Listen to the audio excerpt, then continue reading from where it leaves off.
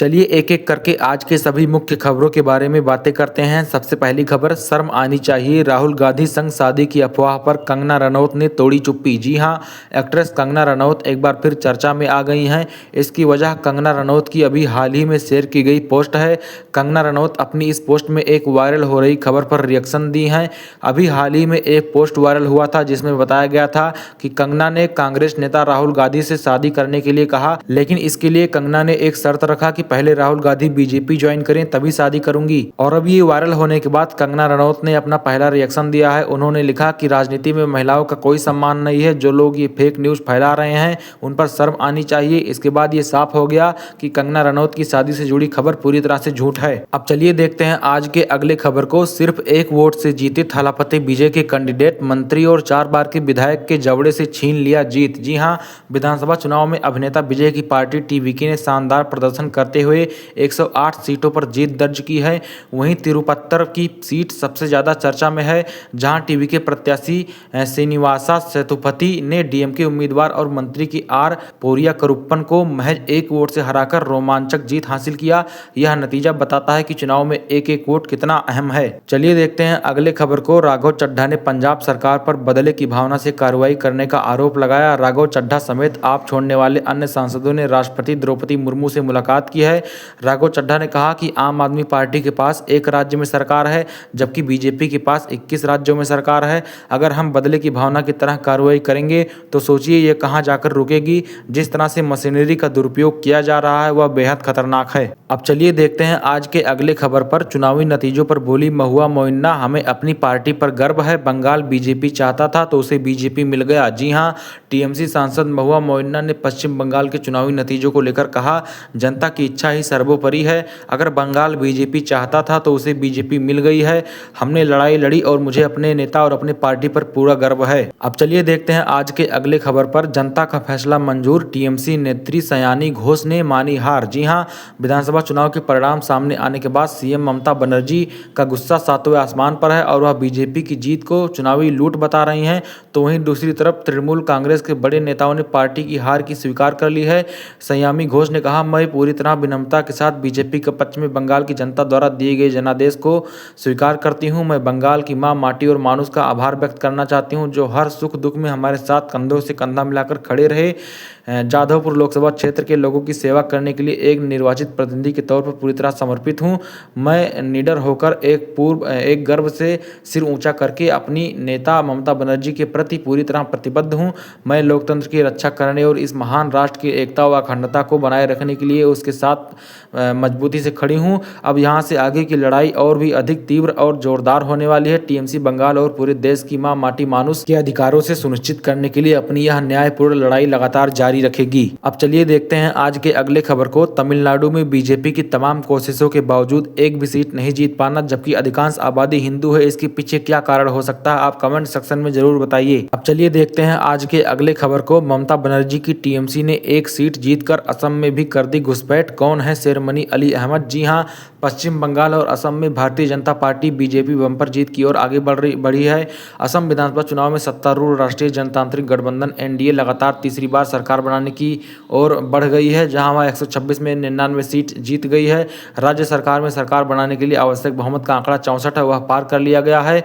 आपको बता दें, वहीं तृणमूल कांग्रेस ने भी असम की एक सीट पर जीत हासिल की है। तृणमूल को अप्रत्याशित जीत पश्चिमी बारपेटा जिले के अल्पसंख्यक बहुल मांडिया विधानसभा सीट पर मिली है। यहां से शेरमन अली अहमद ने 27,561 वोटों से जीत हासिल की है। अब चलिए देखते हैं अगले खबर को। तमिलनाडु से हार के बाद सीएम एमके स्टालिन ने राज्यपाल को अपना इस्तीफा भेज दिया है। अब चलिए देखते हैं आज के अगले खबर को। बंगाल में 9 मई को होगा नई सरकार का शपथ ग्रहण। बंगाल में चुनाव नतीजे आने के बाद नई सरकार की गठन की तैयारियां तेज हो गई हैं।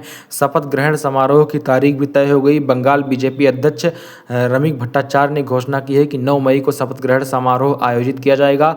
बंगाल में पहली बार भाजपा की सरकार बनने जा रही है। इसे लंबे समय से पूर्वी भारत में विपक्ष का सबसे मजबूत गढ़ माना जाता रहा है। नए मुख्यमंत्री का शपथ ग्रहण 9 मई को होगा। बंगाल में 9 मई इसलिए भी सत्ता महत्वपूर्ण है क्योंकि इसी दिन गुरुदेव रविंद्रनाथ टैगोर की जयंती भी है। बंगाल भाजपा अध्यक्ष ने ऐलान किया कि उसी दिन भाजपा का कोई नेता बंगाल सीएम पद की शपथ लेगा। बंगाल में भाजपा की प्रचंड जीत के बाद अब बंगाल में सरकार गठन की कवायद शुरू हो गई है। नेता प्रतिपक्ष शुवेंदु अधिकारी सहित अन्य भाजपा के शीर्ष नेता मंगलवार को ही नई दिल्ली जा रहे हैं। माना जा रहा है कि प्रदेश नेतृत्व दिल्ली में भाजपा के शीर्ष नेताओं से मुलाकात कर सरकार गठन को मंत्रणा करेंगे। अब चलिए बताते हैं आज के अगले खबर को। आपको बता दें कि तमिलनाडु में विजय की पार्टी टीवीके ने जीत हासिल किया है और टीवीके की विजय अब शानदार अपने सीएम पद की ओर आगे बढ़ रहे हैं। वो सीएम बनने की ओर एकदम से चल पड़े हैं। लेकिन आपको बता दें कि अभी डेढ़ साल पहले ग्रेटेस्ट ऑफ ऑल टाइम नाम की एक मूवी आई थी जिसमें टीवीके के विजय ने काम किया था। विजय थलापति ने जो कार यूज किया था उस कार का नंबर प्लेट था TN07 CM 2026। वहां पर लास्ट में CM 2026 था और अब टीवीके के विजय थलापति पार्टी से चुनाव जीतकर सीएम बनने की ओर 2026 में सीएम बनने की ओर अग्रसर दिखाई दे रहे हैं। अब चलिए देखते हैं आज के अगले खबर को। ममता बनर्जी के घर कालीघाट से सचिवालय नवन्ना तक लॉकडाउन जैसा हाल, रिकॉर्ड सुरक्षित रखने के आदेश जारी। जी हां, बंगाल मुख्यमंत्री और तृणमूल कांग्रेस प्रमुख ममता बनर्जी के कालीघाट स्थित आवास राज्य सचिवालय नवन्ना के आसपास सुरक्षा कड़ी कर दी गई है। यह कदम तब उठाया गया जब लोगों के एक समूह ने उनके घर के पास जय श्री राम के नारे लगाए। चुनाव आयोग ने कानून व्यवस्था बनाए रखने के लिए यह निर्देश दिया। बंगाल में बीजेपी ने 206 सीटें जीती। टीएमसी को बुरी तरह हार का सामना करना पड़ा। बंगाल रिजल्ट की तस्वीर साफ होती ही कोलकाता के कालीघाट स्थित ममता बनर्जी के आवास पर नवन्ना स्थित उनके दफ्तर में अभूतपूर्व सुरक्षा घेरा बना दिया गया।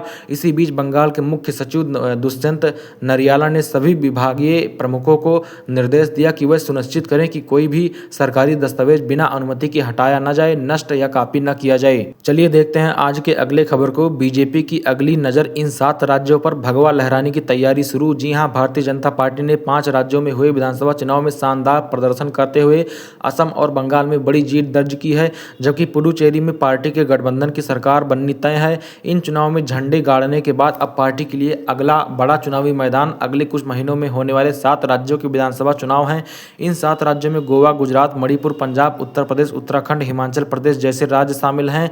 हाल ही में पश्चिम बंगाल और असम विधानसभा चुनाव में शानदार प्रदर्शन के बाद पार्टी पूर्वी भारत में अपने मजबूत पकड़ के साथ अगले चरण की तैयारी में जुट गई है। अब चलिए देखते हैं आज के अगले खबर को। थलापति विजय की फिल्म जननायकन को आखिरकार रिलीज डेट मिल गई। सेंसर बोर्ड के साथ लंबे विवाद के बाद अब 8 मई को दुनिया भर के सिनेमाघरों में रिलीज हो रही है, जिसका आधिकारिक ऐलान जल्द होगा। पहले इसे 9 जनवरी को रिलीज होना था, लेकिन सेंसर आपत्तियों के चलते इसे रोक दिया गया था, जबकि फिल्म ने 100 करोड़ रुपए से ज्यादा की एडवांस बुकिंग भी कर ली थी।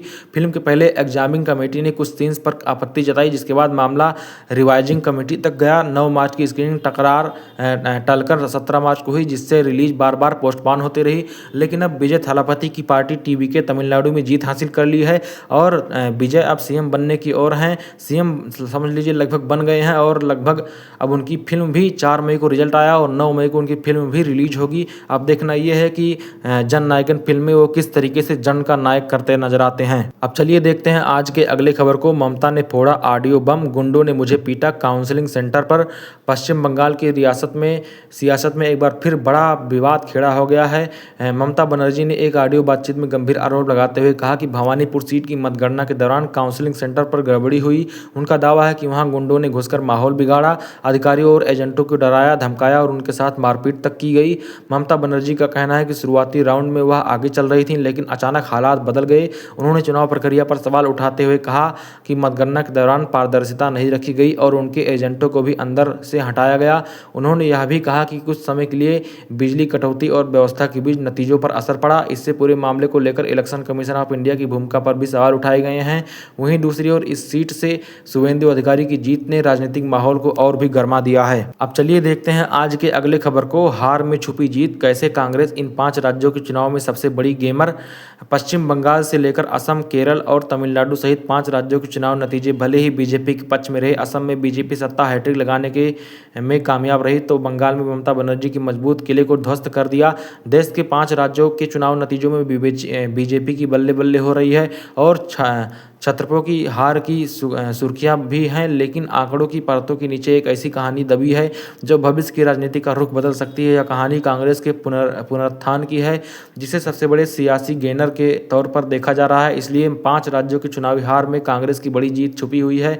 2026 के चुनावी महासमर का सबसे दिलचस्प पहलू साइलेंट शिफ्ट है, जो कांग्रेस के आने वाले समय में एक बार फिर राजनीति की धुरी बना सकती है। राजनीतिक विश्लेषक कांग्रेस के लिए राजनीतिक जीत मान रहे हैं, क्योंकि सत्ता से ज़्यादा पार्टी ने अपनी खिसकी हुई ज़मीन को वापस पाने का मौका दे दिया है, जो कभी उसका गढ़ हुआ करता था। ऐसे में हार के इन शोर के बीच कांग्रेस इस चुनाव की सबसे बड़ी रणनीतिक गेनर बन चुकी है। केरलम में कांग्रेस 10 साल बाद सत्ता में वापस करने में सफल रहा। कांग्रेस की अगुवाई वाले यूडीएफ ने प्रचंड बहुमत के साथ सत्ता में वापसी की है, तो लिफ्ट के नेतृत्व वाले एलडीएफ को करारी हार का सामना करना पड़ा। दक्षिण भारत में कांग्रेस का किला अभेद है, जहां बीजेपी के लिए भी सियासी जमीन पथरीली है।